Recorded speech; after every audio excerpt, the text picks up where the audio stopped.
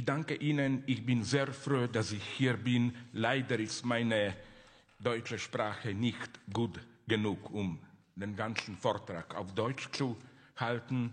But nonetheless, I want to say how grateful I am that I can be here. My gratitude, of course, to not only to those who are here, but to the one who is not here, my good friend Karl-Heinz. Then I must say that I like the city of Hamburg because, you know, many people outside Germany identify Germany with a certain image of, you know, Jodeln, Lederhosen, and, well, you don't find that here. No. And I claim that even, my God, even the Nazis didn't succeed in ruining the spirit of the city. For example, let's go to the lowest of the lowest, the great, unfortunately, Nazi movie director, Veit Harlan. But when he did a film which takes place in Hamburg at the turn of the last century, Opfergang, it's a very good film, I claim. So, you know, even the worst Nazis, Hamburg had the capacity to bring out something which was not totally bad in them. So let me go to it. Okay, I should make the usual joke to which you are used probably. I mean, it's nice to be in the fuck room and so on, but I will not dwell on that too much because I have, in view of the difficult situation in which we all in Europe are now, I have quite many things to say. So let me begin. Today, the very idea of a radical social transformation appears as an impossible dream. But this term, impossible, should make us think. Impossible and possible are distributed in strange ways today. On the one hand, in the domain of personal freedoms and scientific technology, we are told again and again how nothing is impossible. We can enjoy sex in all its perverse versions. Entire archives of music, films are available for downloading. Going to space is available to everyone. Okay, everyone with money. There is even the prospect of enhancing our physical, psychic abilities, of manipulating our genetic base up to the Gnostic dream of achieving immortality by way of transforming our identity into a software, and then we just download ourselves into a new hardware. So again, everything is possible. On the other hand, especially in the domain of socio-economic relations, our era perceives itself as the era of maturity in which, with the collapse of communist states, humanity finally has abandoned the old millenarian dreams and accepted the constraints of reality, which means, of course, capitalist reality, with all its impossibilities. You cannot engage in large collective acts, which we are told always end in totalitarian terror, cling to the old welfare state, it makes you non-competitive, and so on and so on. So this is for me the basic paradox. Everything is possible. Maybe, I don't know, we will be able to live eternally. You will be able, they're already making experiments. I'm not kidding, in New York. I met some surgeons. For a man to get 3 penises so that you can do it with 3. All this is possible, but you cannot raise the taxes to find a sculpture for 1%. That's impossible. You ruin everything and so on. So, again, our first task is to be always aware that when we are told this is possible, this is not possible, and so on, we are talking about ideology, not about cold facts. But the crucial point to always bear in mind here is that we live in what I'm tempted to call the post-political era of the naturalization of economy. Political decisions are, as a rule, presented as matters of pure economic necessity. When austerity measures are imposed, we are repeatedly told that this is simply how things have to be done. In such conditions, the exercise of power, and that's crucial, no longer primarily relies on censorship, but on unconstrained permissiveness. I would like to quote here my friend Alain Badiou, who wrote, passage, "Since it is sure of its ability to control the entire domain of the visible and the audible via the laws governing commercial circulation and democratic communication, empire, today's global society, no longer censors anything. All art and all thought is ruined when we accept this permission to consume, to communicate, and to enjoy. We should become pitiless censors of ourselves." End of quote. And effectively, today, we seem to be at the opposite point of the ideology of the glorious 60s. The mottos of spontaneity, creative self-expression, and so on, are all taken over by the system. The old logic of the system of power, reproducing itself through repression, through rigidly channeling the subject's spontaneous impetuses, is left behind. Non-alienated spontaneity, self-expression, self-realization, they all directly serve the system, which is why pitiless self-censorship is today a sine qua non, a necessary condition of emancipatory politics. And I mean this quite seriously. Today, more than ever, we can clearly see how difficult it is really to imagine another world. How? When we think that our imagination exploded into another dimension, it's really just what I like to call the phantasmatic core, the innermost dream-like structure of our own society. I think that the lesson that we have to assume today in our post-revolutionary era, by this I mean the following, and that's why I advocate a paradoxical return from Marx to Hegel. Our situation is a very Hegelian one, I claim. The revolution happened, not all around, but 20th century was the century of communism, of reactions to communism. Basically, the communist project failed.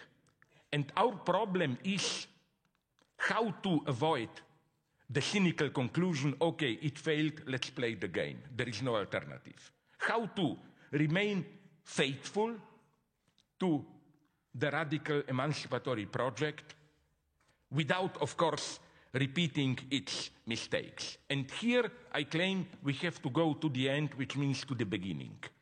Although the analysis of capitalism, elaborated by Marx in his Capital, is still an unsurpassed model, it has its failures, its limitations. I think it can be demonstrated, which I will not do here, of course, that the implicit vision of post-capitalist, communist, however we call it, society that you find in Marx is still a capitalism without capitalism. Marx correctly identified the core of capitalism as this, permanent push towards self-reproduction, self-expansion, and so on and so on. And his idea was that even if you take away the form of the capital, this expansive self-reproduction will explode in an even more free way. So I think that in a way, for Marx, literally, his vision of communism was capitalism without capitalism. That is to say, this capitalist dynamic of exploding productive power of humanity without the capitalist form. To go very quickly through it, just a metaphor to hint this at you, to give you a hint.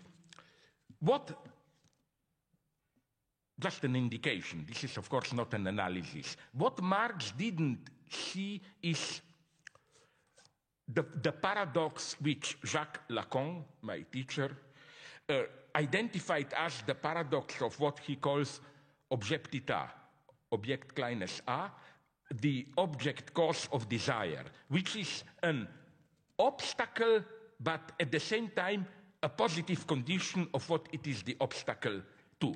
Let me give you a crazy example, which I think makes perfectly this point. Once, it happened in Latin America, I will not tell you where, a voluptuous elder lady, I don't know, maybe she was flirting with me, she told me that basically her point was I'm still beautiful and sexually attractive in spite of, and she told me how her last lover, when she saw her naked, told her that if she just were to lose 2 or 3 kilos, her body would have been perfect. And I told her, just don't lose 2 or 3 kilos. Because, you know, you often find this paradox that, like, 2 or 3 kilos less and you would be perfect. But this ideal of perfection only arises when you do have 2 or 3 kilos too much. You see my point? You take away the obstacle, that small element which seems to disturb the perfection, and you lose this potential virtual perfection itself. This is the paradox Lacan is aiming at, that you have, let's put it in abstract terms, an ideal, but some small element disturbs it. But what appears as a disturbing mediator is really the condition of an object. And it can happen at all levels, in eroticism especially. For example, a good friend of mine when I was young was in love with a girl, and these were still a little bit more patriarchal times, so he was, in order to gain the access to the girls, he visited her family and talked with her father often. He thought that the whole point is that he has to talk with her father just to have full access to the girl. But then, when the father went on a long trip, it no longer functioned with the girl. You see, what he thought is just an obstacle. Oh my God, I have to go through this ritual, talking with the father, was not really an obstacle. It was the girl, as the object of his desire, entered his fantasy of desire only mediated through the father. You take the father, the obstacle away, you lose the object. Okay, I will not go more into it now. I just want to say that how, at this level, how difficult it is to really imagine a new world. How often what we present to ourselves as a radically new world is just some phantasmatic core of the old world, which means we have to break many taboos here. Now comes a little bit more problematic part of my talk. First, I claim we should abandon not only the 2 main forms of the 20th century state socialism, the social democratic welfare state and, of course, the Stalinist party dictatorship, but we should also abandon, I think so, the very standard by means of which radical left usually measures the failure of the first 2. This libertarian vision of communism as free association, multitude, councils, Räte, the anti-representationist direct democracy based on citizens' permanent engagement. I think that the critique of political representation as a pacifying alienation reaches here its limit. The idea to organize society in its entirety as a network of associations, councils, and so on ignores a triple impossibility. First, there are numerous cases in which representing, speaking for others is a necessity.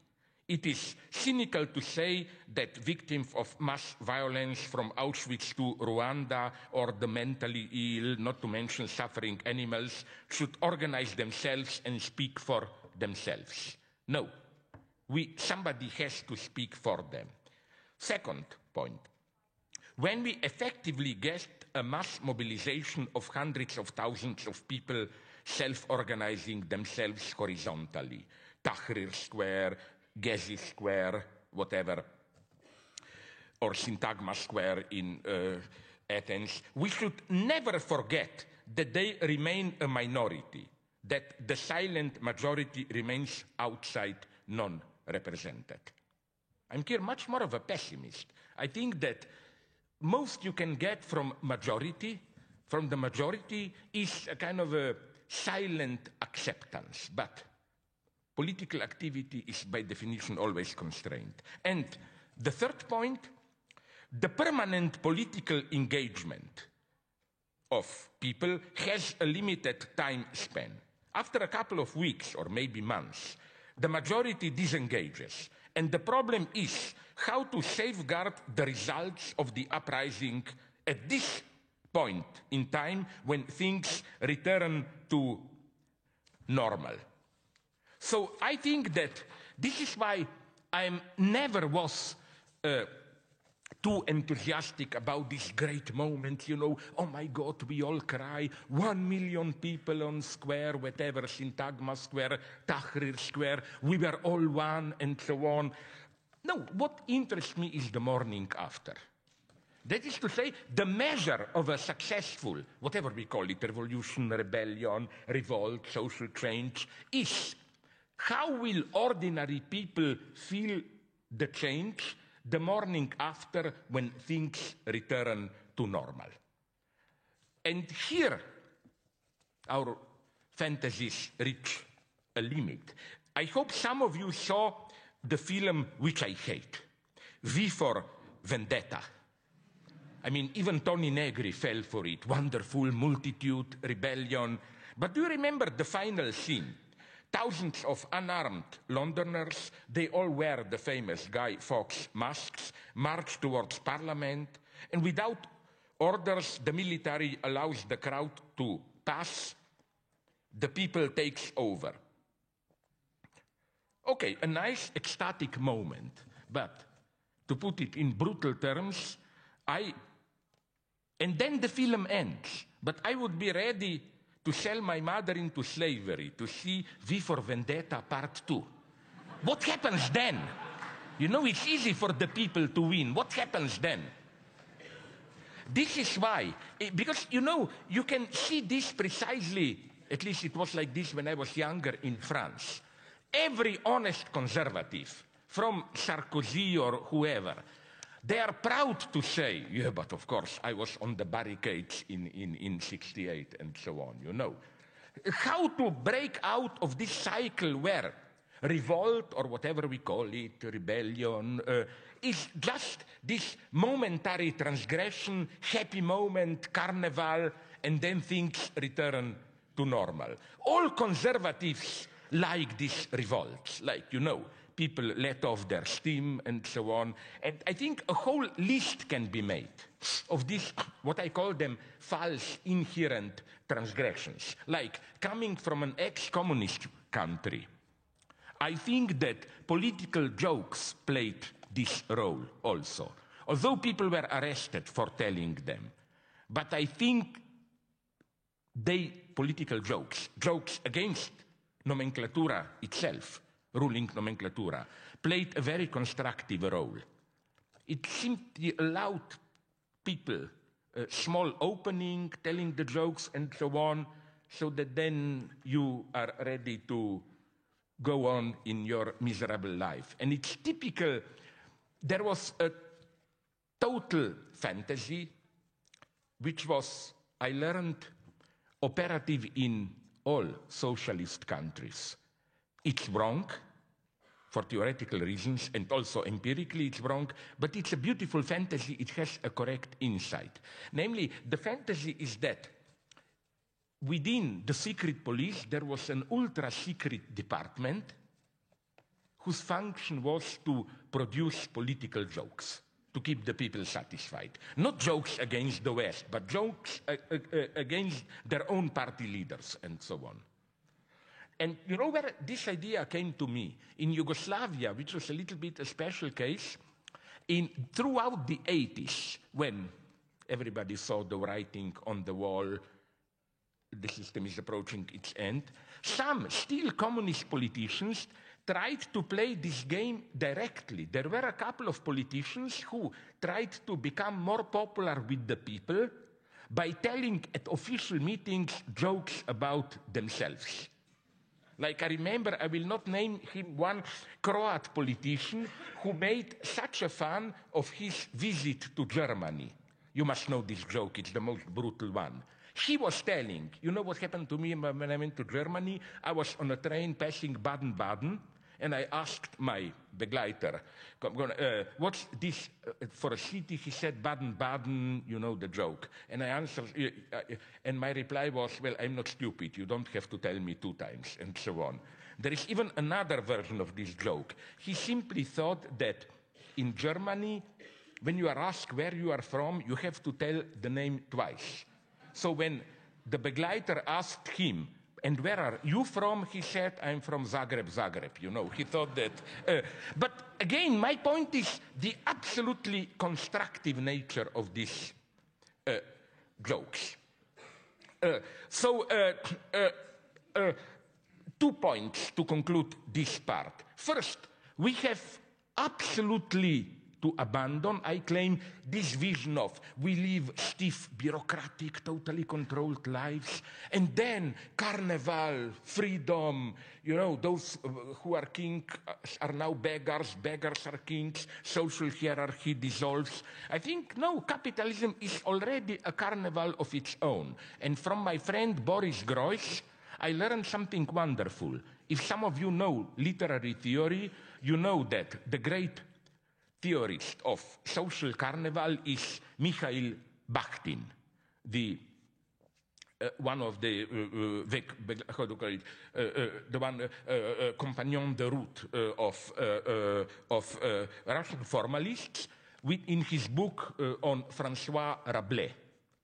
But now Groys told me they found some archives of Bakhtin where you learn something quite unexpected, that Bakhtin did not simply celebrate Carnival as the wonderful moment of liberation and so on. No, his secret model for Carnival were Stalinist purges and Gulag. That's the true Carnival. Today you are a member of the Central Committee, tomorrow you are a traitor, nobody in Gulag and so on. So even in racism or fascism, there is definitely a carnivalesque aspect even to Nazism and so on and so on. So that's my first point. The true problem is daily life. That's the really difficult to change. The ordinary daily life, how things really change there. The American film producer Sam Goldwyn, he's an interesting guy. He was always making stupid mistakes or nonsenses, but now we know they were all planned. He had a nice irony. That's one of his legends. Once some journals attacked his films produced by him that there are too many old cliches in them. You know what was the memo Goldwyn, wrote to his scenario department? We urgently need new original cliches. And he was right. That's the most difficult thing to do. New cliches. New forms which are precisely cliches for everyday life. And I'm even ready to go here further. I think all this dream about local grassroots permanent engagement, I even personally don't like it. Would you really like to live in a local community where every afternoon you would have a meeting, how to organize kindergarten, how to organize electricity, this, that? No, thanks. I want to live in a nice alienated society where all this is done by an anonymous institution and I read my books, watch my films, and so on and so on. At this point, we have to confront the question of democracy. I'm not against democracy. The problem for me is only that democracy, well, it's not a word which, how should I put it, divides. I claim, and I agree here again with my friend Alain Badiou, a true idea or concept divides, in the sense that you use it in order to draw a distinction between naively ideology and truth or whatever. Democracy doesn't work like that. It can designate something very authentic, I know, but we all know what other things can be covered, legitimized with the appeal to democracy. I claim that democracy, in a certain ideological sense, often functions in a literal Freudian sense as a fetish. You know, for Freud, fetish is basically the last thing you see before you see the castration, in the naive sense that a woman doesn't have a penis and so on and so on. And I think that in our societies, in its everyday use, democracy is also a fetish, in the sense of it's that which prevents us to see the radicality of our social antagonisms. Let me give you an example from cinema. You know all those big Hollywood leftist blockbusters, All the President's Men, Pelican Brief, and so on and so on. The story is always the same. A couple of ordinary people, lawyers, journalists, discover a mega scandal which reaches up to the President of the United States. So, corruption is shown to reach the very top. So you will say, my God, wonderful. It shows the truth about American democracy. Why then do we feel so good after these films? Because we are satisfied because the message of the film is, what a great democratic country is our country, where a couple of ordinary guys like you and me can bring down the president, the mightiest man on earth. That's what's false about these films. That's why, but I don't have time for this, although politically, of course, I'm very sympathetic towards Die Linke, but I have a problem, theoretical, for practical strategic reasons, I have nothing against it, with a term like democratic socialism. I think that both words are suspicious for me. Democratic, it's again blurring, like what democracy? It's not everybody is for democracy today. It means nothing. Socialism, it's the same. My God, I read an interview with Bill Gates where he says, in some deeper sense, I'm a socialist. Socialism basically means in its everyday ideological, only something like, not just personal egotism, we should also care about community and so on. No, so I agree with Otto Weininger, Geschlecht und Charakter, that guy, who said, but of course, I mean it in the opposite sense, that socialism is Aryan and communism is Jewish. That's why I have problem with a democratic socialism. So what do all these confusions indicate? The basic problem is the following one. The eternal story of contemporary left is that of a leader or party elected with universal enthusiasm, promising a new world, Mandela, Syriza, and so on. But then, sooner or later, they stumble upon the key dilemma. Does one dare to touch the capitalist mechanisms? Or does one decide to play the game? If one disturbs the capitalist mechanisms, one is swiftly punished by market perturbations, economic chaos, and so on. Today's protests and revolts are usually sustained by the combination or even overlapping of different levels. We fight for if the country is authoritarian. For normal parliamentary democracy, we fight against racism and sexism, especially the hatred directed at immigrants and refugees. We fight for the welfare state against neoliberalism. We fight against corruption in politics and economy. We fight for new forms of democracy. And finally, questioning the global capitalist system as such. Now, I claim we have to avoid here both extremes. On the one hand, the abstract radical leftist position, which basically means nothing, which is what really matters is the abolition of liberal parliamentary capitalism. All other fights are secondary. But we should also avoid false gradualism. Now we fight for simple democracy, forget your socialist dreams, they come later, and so on and so on. The problem is nonetheless this one. Let's take the big revolts of the last years, like Tahrir Square in Egypt. It's easy to mobilize the people against corruption, unfreedom, humiliation, and so on and so on. But then the entire strategy of global capitalist system is that you get literally what you wanted, but at a deeper level, things do not really change. You know, and that's then the crucial moment of disappointment that I designated in the title of my talk today as How to Go Beyond Mandela, because ANC in South Africa won, the prize was to accept global capitalist coordinates. How to go further than that without becoming Mugabe, this ridiculous excess of false liberation, of perverted liberation struggle. The tragedy is that the ruling ideology today uses all its instruments to block, to prevent this radicalization.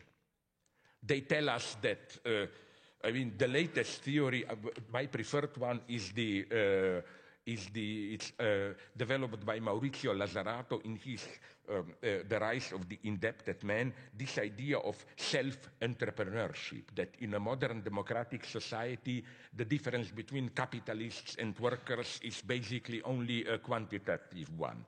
The idea is, let's say you're a poor worker, and then you get indebted, take a credit for 20,000 euros, and then you are free to do whatever you want with it. You can invest it into your health, into a big holiday, into better health care for your children, into universities for your children. So the idea is even a modest worker is today a self-entrepreneur, a small capitalist. We are all capitalists, responsible through our free choices for our destiny, and so on and so on. And this is where ideology is operative today. For example, take the so-called theory of, not Ulrich Beck, he was a little bit better, Yours Zweite Moderne, but the English version with Anthony Giddens. His point, and it's a masterful ideological trick, is to present you the very new forms of oppression, exploitation, as forms of freedom. For example, it's very difficult, as we know, it's less and less possible today to get a permanent job. The tendency of capitalism is to move towards the predominance of so-called precarious work. You get 1-2 years contract, you are never sure, and so on and so on. This then is presented to you as a new freedom. Anthony Giddens developed this, like, isn't it wonderful? You are not like a cliché reduced to a permanent role. Every 2 years you can reinvent yourself, you can, or for example, you don't get universal health care. Isn't this wonderful? You can make a free decision. Do you prefer health care or do you prefer a good holiday or whatever, you see the trick. The trick is that actual unfreedom is presented to you as the growth in your freedom. So what should we do? Here comes my point, especially in times like today. What works for us is that nonetheless, capitalism is inconsistent. It is necessarily inconsistent. It breaks its own rules all the time. You have democracy, but there are places where there is no democracy, and so on and so on. So I claim that what we should be doing today, mostly, is not wait for the big revolution, but find what I would like to call, again, following Badiou, le point d'impossible, the points of impossibility of the system, which means apparently small specific demands, which appear totally realistic, but for a concrete society, they are the sensitive points. Here, I even have a soft spot for Obama, the president. I mean, some of the leftist critics of Obama are a little bit stupid. They behave as if, what did they think, that he will introduce communism into the United States? And no, remember, or if you followed it, for example, the point of impossibility for United States, already not for Canada, point of impossibility in the sense of something which is unbearably traumatic for the predominant ideology was obviously universal health care. You know what happened to Obama by insisting on at least some form of universal health care? He was brought to Supreme Court and so on. It was traumatic. And nobody can accuse him of socialism or whatever, although a total idiot like that actor Chuck Norris did accuse him of introducing communism. But what I want to say is that I want to refer here to the wonderful scene of science fiction films. The idea is this Truman Show. You live in an artificial reality, and then if you touch a wrong object, all of reality, like you are in a room and there is a button. You press that button and walls start to fall down, the whole reality disintegrates. But it's a modest point, and that works. And of course, different countries have situations, have different points of impossibility. And this is where we should begin, because it's a demand which is totally legal. It's not prohibited. Like, there is nothing illegal in demanding universal health service in United States. And again, each situation has its own point of impossibility. Like in a country like Turkey, ordinary multiculturalism, the rights for Kurds and other minorities is obviously another point of impossibility, and so on and so on. But what I want to tell you is, and this is also my memory from, I wasn't a great dissident, but some kind of dissident, smaller, in ex-Yugoslavia. I remember there, at least in the last decade, this may shock you, communists easily tolerated big demands. Like if you wrote, I'm not kidding, this literally happened. If you wrote a treatise claiming Yugoslav communism is worse than Stalinism, it's oppressive in more refined way, communist project is the greatest catastrophe in humanity, whatever, they basically paid you the plane, gave you the plane ticket to go to the West to some anti-communist congress. Nobody cared about that. But if you said naively, like, as a communist, I don't like that specific law, change that specific law, or that specific, totally modest demand, totally justifiable by the ruling ideology, even, you risk to be arrested, and so on.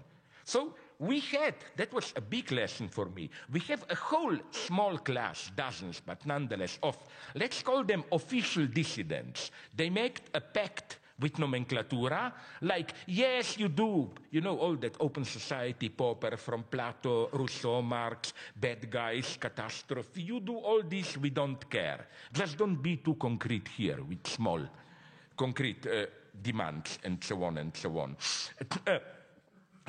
And here, because of this inconsistency of capitalism, it's worth, but we should be very careful which fights we select. It's worth fighting these apparently modest fights.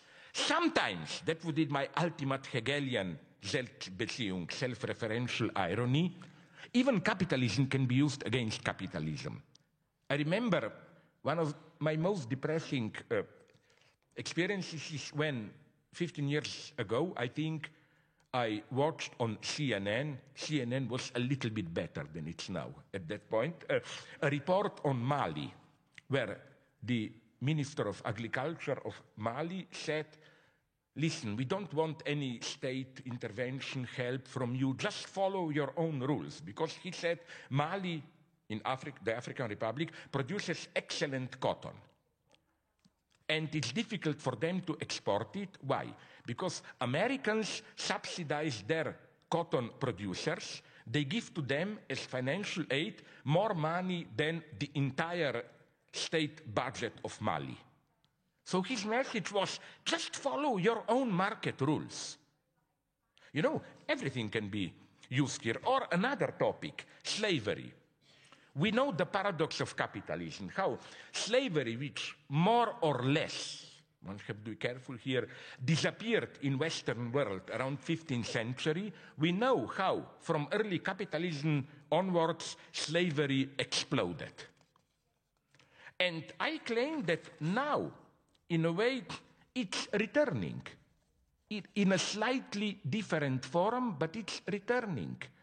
I saw this when I visited, as a tourist, of course, not officially, Dubai, Qatar, and those places. These are de facto slave societies.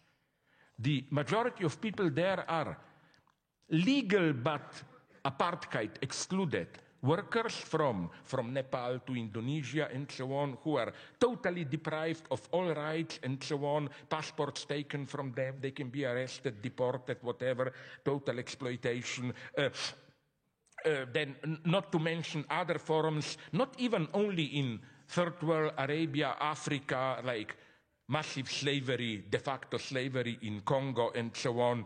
But do you remember in December of 2013, when 7 people died in a Chinese-owned clothing factory in an industrial zone close to Firenze? Why did they die? Because they were de facto slaves. They lived in a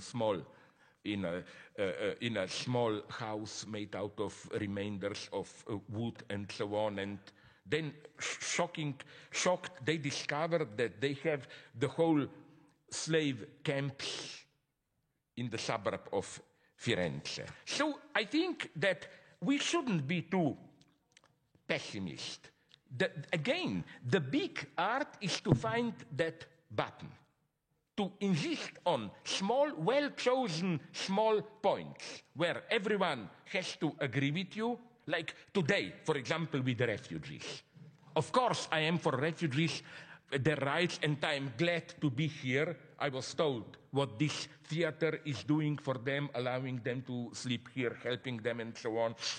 But isn't the enigma, for example, refugees escaping Syria and Iraq? Okay, I will not go through the ordinary, usual story, you know it, how the West is co-responsible for that crisis.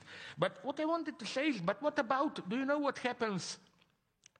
Why don't they go? Do you know that the countries which have the same religion as most of the refugees, Sunni Muslims, extremely wealthy country, let's enumerate them, Saudi Arabia, Kuwait, Qatar, Emirates, they practically accept no refugees.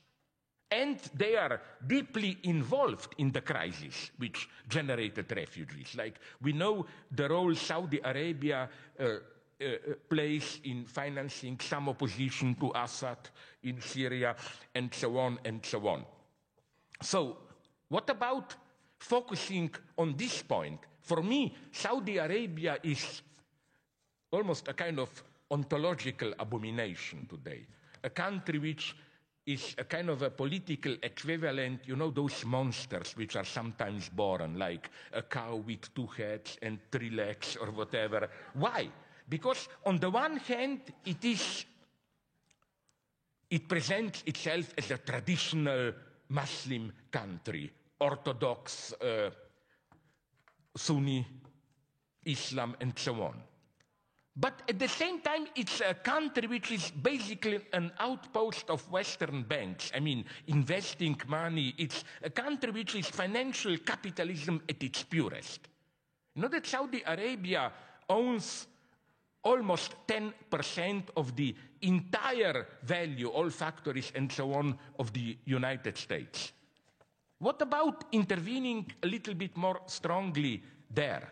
I mean, when people criticize Iran today, I am critical of Iran for curtailing women's rights and so on, but I can tell you that Iran is a feminist paradise compared with Saudi Arabia and so on. You see, and of course, what I'm aiming at, here we approach theory, I don't have the time to go into it, is how, what opens up the space for radical political interventions today is the fact that capitalism can less and less stick to its own universality.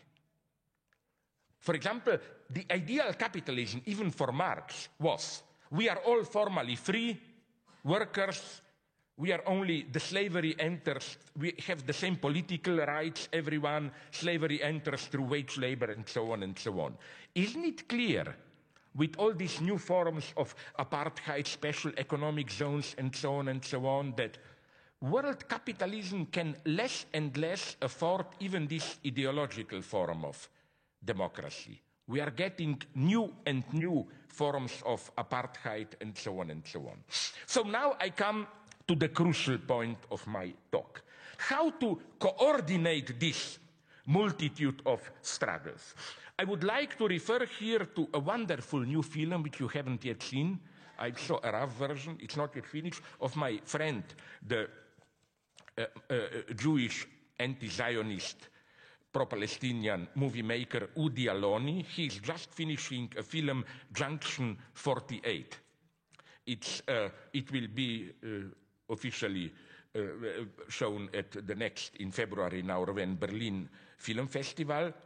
It deals with the difficult predicament of young Israeli Palestinians who are settled within Israel in the borders of 49, pre-67, and whose everyday life involves a continuous struggle at 2 fronts, against Israeli state oppression, as well as against the fundamentalist pressures from within their own community. The main role is played by Tamer Nafar, a well-known Israeli-Palestinian rapper who, in his music, not only deals with Israeli oppression, but also attacks, mocks the tradition of honor killings of Palestinian girls by their families.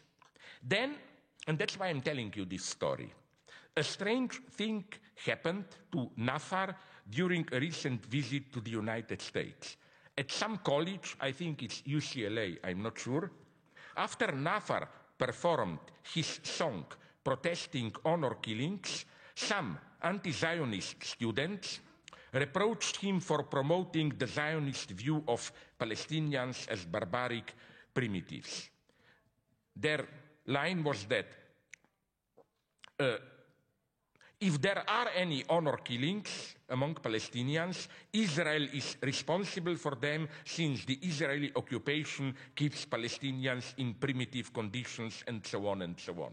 You know, this was typical pseudo-radicalism of course, white, wealthy students in a rich American university. And Nafar gave them a dignified, wonderful reply. I quote it literally.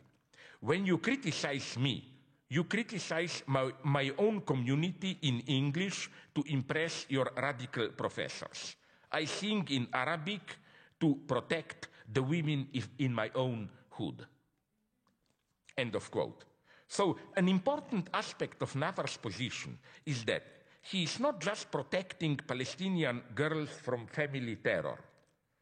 He is allowing them to fight for themselves, to take the risk. It's not a patronizing position. And again, the film deals with all of it. So that's the problem. This tension between, that's my problem. On the one hand, we have, of course, struggle with the oppressed people and so on and so on. On the other hand, we have our own struggles, feminist struggle against religious fundamentalism, and so on and so on. What I absolutely don't accept is this idea that on behalf of a greater struggle, anti-imperialist struggle, we should somehow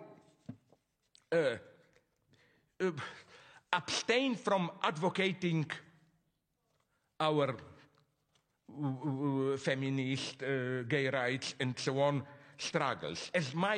Now you will say nobody advocates this. No, maybe not publicly, but practically the majority of my leftist friends tell me privately, I know they have honor killings, religious oppression, but it's not the moment to emphasize this too much.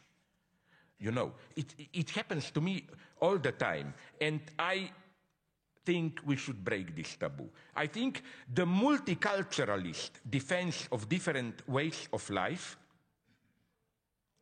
covers up the antagonisms within each of these particular ways of life.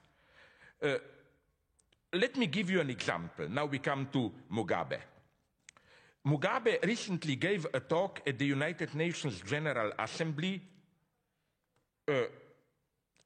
and basically his talk was justification for brutal homophobia, but formulated in anti-colonial struggle terms. A quote from Mugabe: "Respecting and upholding human rights is the obligation of all states, and it's enshrined in the United Nations Charter. Nowhere does the Charter arrogate the right to some to sit in judgment over others in carrying out this universal obligation. In that regard, we reject the politicization of this important issue, homosexuality, and the application of double standards to victimize those who dare to think and act independently of the self-anointed prefects of our time. We reject the attempts to prescribe new rights," he means gay rights, "that are contrary to our values, norms, traditions, and beliefs." And then he emphasized, "We are not gays. Cooperation and respect for each other will advance the cause of human rights worldwide. Confrontation, vilification, and double standards will not." End of quote. What can Mugabe's emphatic claim, "we are not gays," mean with regard to the fact that for certain there are many gays, also in Zimbabwe? It means, of course, that gays are reduced to an oppressed minority whose acts are often directly criminalized. But one can understand the underlying logic.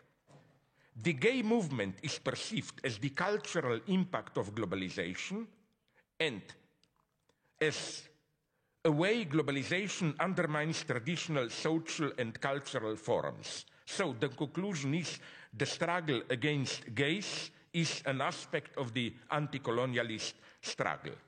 And the same even holds for Boko Haram. For certain radical Muslims, the liberation of women appears as the most visible feature of the destructive cultural impact of capitalist modernization. Therefore, Boko Haram, which I hope you know what the name means, it can roughly be translated as Western education of women specifically is forbidden. Boko Haram can perceive itself as a way of fighting the destructive aspect of capitalist modernization. But the idea is that hierarchic regulation of the relations between the two sexes is how you fight capitalism. And This paradox, I think, at least should give us to think. Namely, the paradox that we have movements today, not only in Muslim countries, up to a point even in Putin's Russia, where what they really find unbearable in the West is not military interventions, is not global capitalist economy, but what they call this liberal, dissolute, immoral, whatever way of life. For example, in the short book on Islam that I published with Ullstein, I quote it there, Khomeini said, it's a very important passage, he said, we do not fear Western military superiority. We can fight that. We have martyrs. We do not fear Western economic imperialism. We can organize ourselves. What we do fear is the dissolute Western way of life. And the sad thing is that, and you can detect this even in how Putin and Russian establishment reacted to the victory of that ridiculous singer, you remember, Conchita Wurst, Eurovision and so on. I have no sympathy for him, her. I'm here a conservative.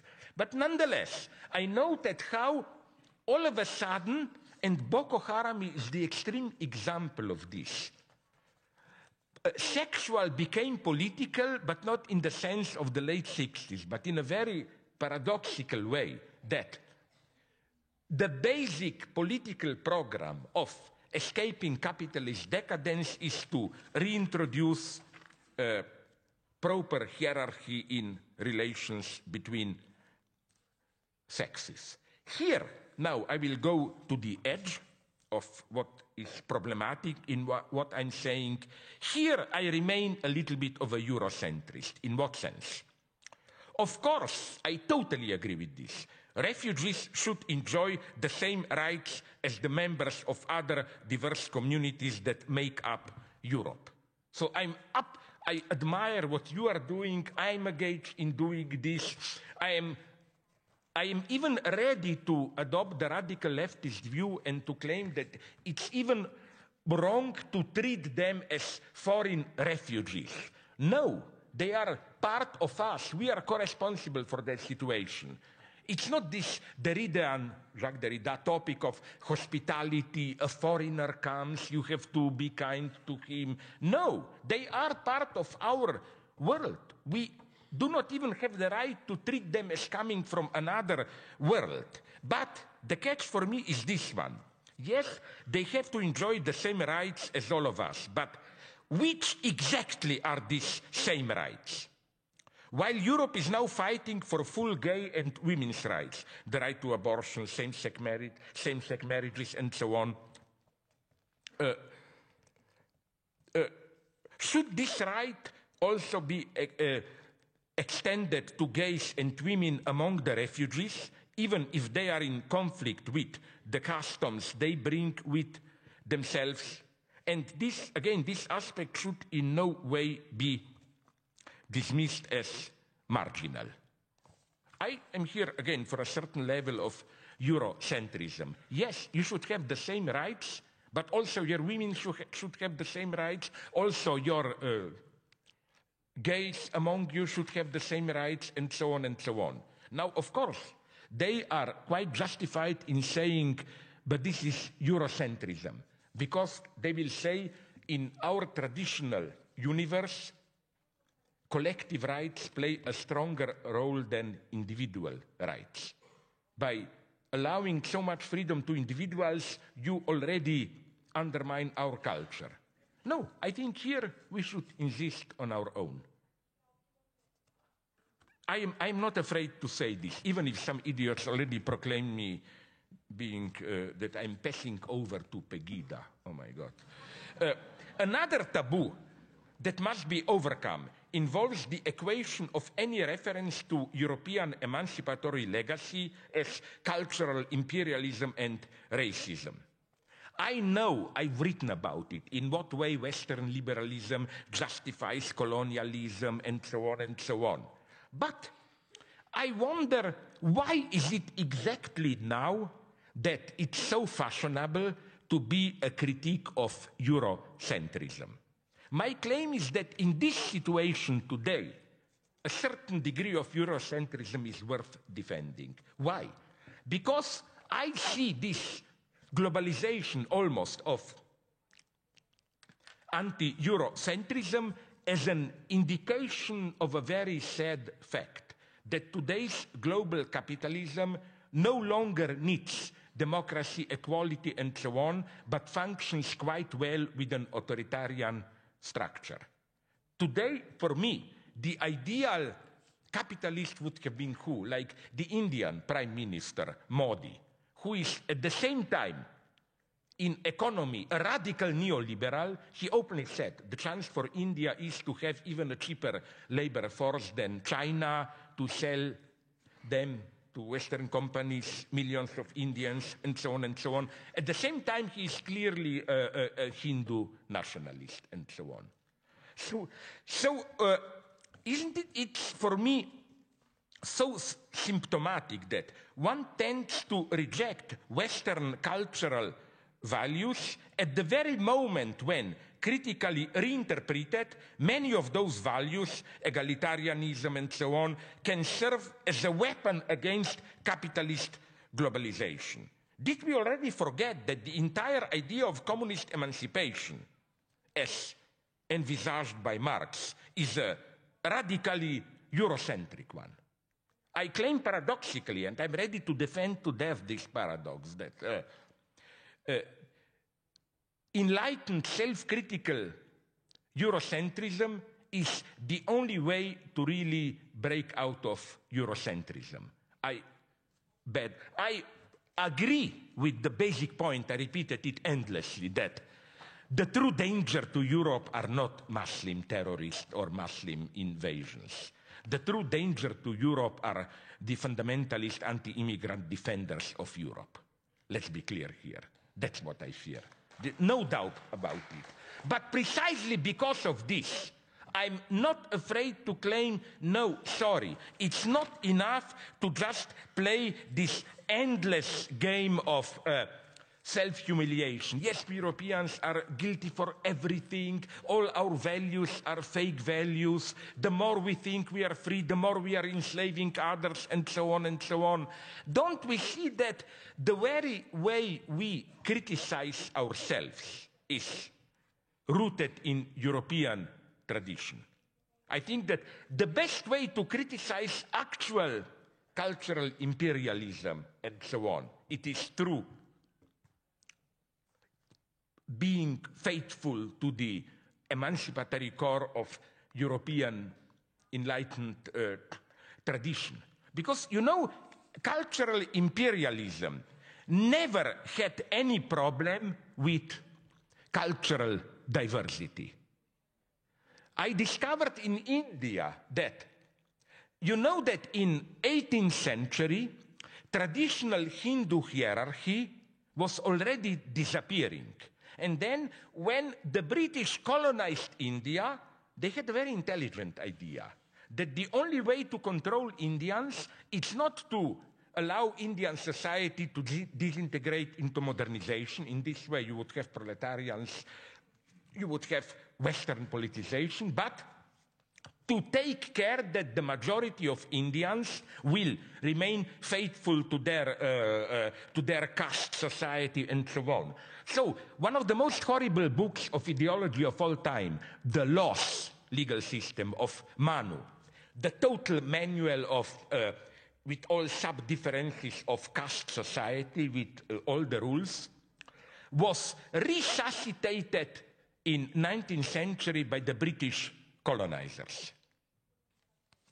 So now to conclude, if you allow me a little bit more time, and this will be a little bit more amusing, but also I hope so problematic for you, I want to move at a deeper level of, let's say, anthropological level.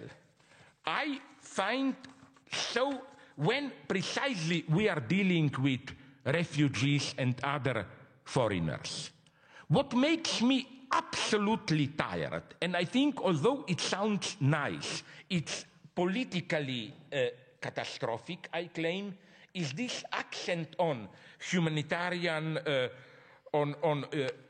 humanitarian compassion and so on and so on. No, you know, this idea of, let me give you the formula which condenses the evil for me. It sounds as a very deep formula. It is. The formula is that, immediately, an enemy is someone whose story you have not heard. It sounds so deep, you know. Other people are foreigners for us, but listen to their story and you will see, no, I'm brutally. This is one of the greatest stupidities that you can imagine. How? Just apply it to a guy, a well-known German politician who I was told by Karl-Heinz, the myth is that he stayed in the same hotel that I stay here, Reichshof, Hitler. Are you ready to say Hitler was our enemy because we were not ready to listen to his story? No, sorry, there are enemies, real enemies. What does this mean? That the truth of what you do is not in the story. They read too much deconstructionism, these idiots. It's not that we are the stories we are telling ourselves about ourselves. No, we are the horror which we are doing, and we construct the stories to obfuscate the true horror of what we are doing. The truth is in what you are doing, not, there is always a story about, it's wonderful to read how, I've written a text on it, how behind every ethnic cleansing there are some poets. Why? Because, you know, basically, I hope so, we are not totally bad. Like if someone were to tell me now, go there and pick out that guy's eyes and eat them, well, I would find it a little bit difficult.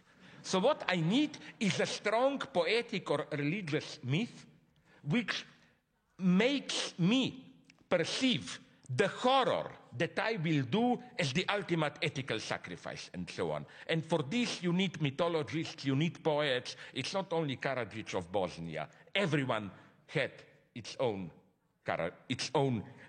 Karadzic. So my point is what? That we don't need more understanding and so on. This is again this liberal trick of, oh, we never understand enough the other and so on and so on. I am here for a return to, in all provocative content of this Judeo-Christian notion of neighbor. Neighbor in Judeo-Christian tradition is not a fellow man, is not a guy who is like you. You encounter a neighbor when you see the abyss in the other. You know, let's say I have a friend, I think I know him. Then all of a sudden that friend does something either horrible or maybe sublime, but he appears as a stranger to me, like, my God, I didn't know he is like that. At that point, you see the neighbor. In this sense, that stupid postmodern phrase has some truth in it, that we are not only strangers to others, but strangers to ourselves. This is why whenever you hear about universal love, comprehension, and so on, there is something false about it. I think that I wouldn't like to live in a society where I would like to live, and I often did, in a big apartment house where there is an Indian here, an Arab there, a Jew there, a Latino American there. But I don't want to understand them. I want polite distance, respect. Maybe from time to time I get close to someone, but it's a miracle. How can we understand each other fully when we even don't understand ourselves? That would be my first one. I mean, it's wrong to think that, like, you see what I mean? I don't think a foreign culture, ours included, that we should focus on some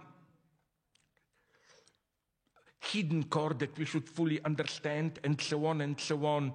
No, the whole point is to learn to maintain a proper distance. And especially, I think, this holds for refugees. You know, this idea of, but refugees are not so bad. Listen to them. They are people like us. Oh, I'm so afraid of this. No, precisely because I'm for refugees. Because, you know, then you always discover, of course, that, my God, refugees are shitty people like us. Some are good, many are bad. Of course, if you get hundreds of thousands of them, there will be rapists and so on among them. So the worst thing, you respect their otherness, not their sameness. Don't play this game, which is always ideological game of we are all humans. You know where I learned this lesson? When I was in Israel, a weird thing happened, reported in all the media there. An Israeli anti-terrorist unit brutally entered a Palestinian home because they suspected the father of the family is a terrorist. And he was not at home, the father, but there was mother with some children. And, of course, when soldiers brutally enter your apartment, you are in a panic. So the girl starts to cry, starts to shout, cry, and mother called her, I don't know what, by name. Oh, be calm, come to me, everything okay? And then came the kick. You know, like an Israeli soldier discovered that, my God, this girl has the same name as my own girl. And he showed the mother the photo, you know. You see, we are human all, and so on and so on. This is falsity at its purest. The true ideology is not, we are not just figures of ideology, we are all humans. No. No, differences matter. We are not all humans in this same sense. That's the respect to the others, where you don't accept this simple universalization and so on and so on. The most dangerous thing is to idealize the other. That's true, actual racism for me. Like, open yourself to them and so on. No. Treat them respectfully, absolutely admit them in their otherness, and so on and so on. Just to now really to conclude with two problematic points concerning the refugees. Another way of idealizing refugees is, and many of my radical leftist friends play this game, I'm horrified at this. The idea is this one. I will not name them, it would be embarrassing, but many of my radical leftist friends, they tell you this secretly, privately, very well-known names, but will not mention them, is that, you know, today there is such a crisis, we cannot arouse people to be more radical, that we need a mega catastrophe, ecological or atomic incident, millions dead, the only thing that will move people. And some of them now included refugees into this. Like, a friend recently wrote to me, let's bring 10 million refugees in Europe, and they will form the base of the new revolutionary working class. And I said, that's it, you're a Marxist, you don't have a revolutionary class, so let's import one. I mean, it's absurdity. The second thing, precisely out of respect for the refugees, I claim that I am tired of this Habermasian and of some others' motive of so-called democratic deficit of European Union. The basic idea is European Union is okay, it just has a democratic deficit. This reminds me of my old communist colleagues from the times of real, when they said, Soviet Union, DDR, it's basically okay, it just has a little bit of democratic deficit. No, the point is that this democratic deficit is part of the system. And I'm even ready to go further here. I had recently a debate 2-3 days ago with Yanis Varoufakis and Assange in London, where I think Varoufakis, my very good friend, was a little bit naive, because his point of Varoufakis was Europe has to democratize itself, render all of it transparent and so on, people should decide. But then I told him about my very sad experience. Maybe some of you read it. I gave a month ago or when an interview to the Deutsche Zeitung, and then they asked me to answer some readers' questions, and then they told me one question addressed at me, which evoked most of interest among the readers. They get hundreds of replies to it. Was precisely democratic question, but anti-immigrant democratic question. It was the question, if we live in democratic society, who authorized Angela Merkel to call hundreds of thousands of people to move to Germany? Where is the democratic right here? She should be prosecuted, and so on and so on. Now, Varoufakis' answer was, this is confusion. If there really were to be a referendum, Merkel would have won here. I doubt it. I'm simply more of a pessimist. I simply think, no. Majority can be wrong, and most of the time, maybe even it is wrong. This doesn't mean that we need an enlightened communist party to lead them, but just we have to accept this, that, you know, for democracy to work, many other things have to work. Democracy in itself doesn't necessarily change things for the better. So, to conclude, just two things. I hope you will find them amusing. Two quotes. The first one, the best reply what to do for the refugees, is, I hope you know, you should read it, Oscar Wilde, his wonderful short text, The Soul of Man Under Socialism, where in the opening lines, he points out that, quote, it is much more easy to have sympathy with suffering than it is to have sympathy with thought, Denken. And here is the quote. People find themselves surrounded by terrible poverty, by ugliness, by starvation. It is inevitable that they should be strongly moved by all this. Accordingly, with admirable, though misdirected intentions, they very seriously and very sentimentally set themselves to the task of remedying the evils that they see. But their remedies do not cure the disease, they merely prolong it. Indeed, their remedies are part of the disease.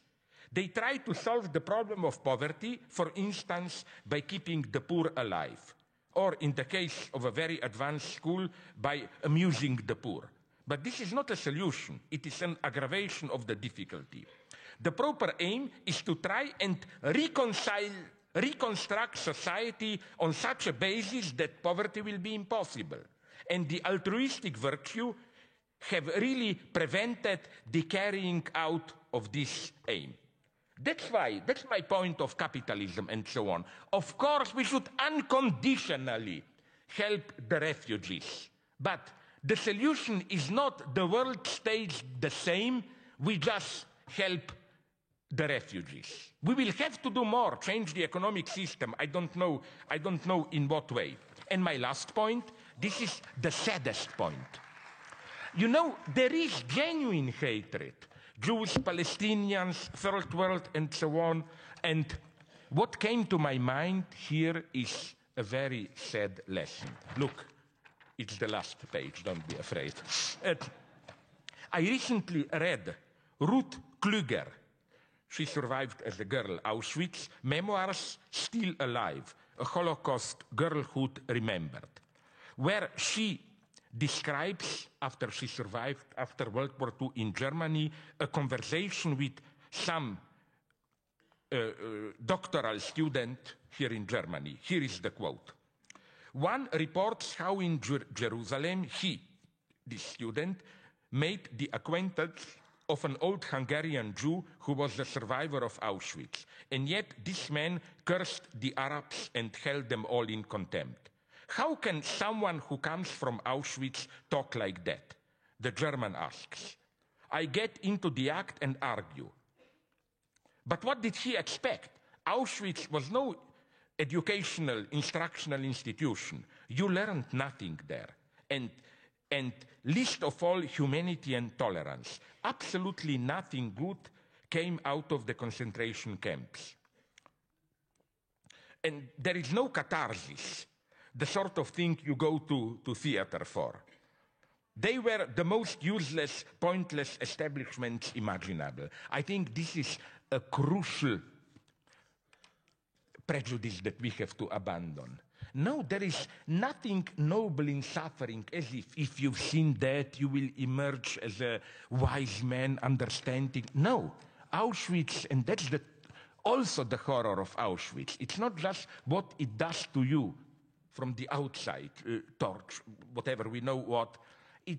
There is no ethical greatness in it, like this heroism, you survive it, and so on and so on. This is what is so horrible about suffering. It doesn't produce poor people, but poor people who, because they experience suffering, they know how to be good. No, it ruins you from the inside. That's why the worst thing you can do is dealing with refugees or with poor among us is to idealize them. They are poor, but they have a certain nobility and so on and so on. No, the problem is to accept that they don't have this nobility, but precisely because they were ruined by the system and so on. No, it's not as easy as that as it is, you know, the classical Hollywood kitsch Frank Capra films, where the idea is all people, poor people are really wonderful, good.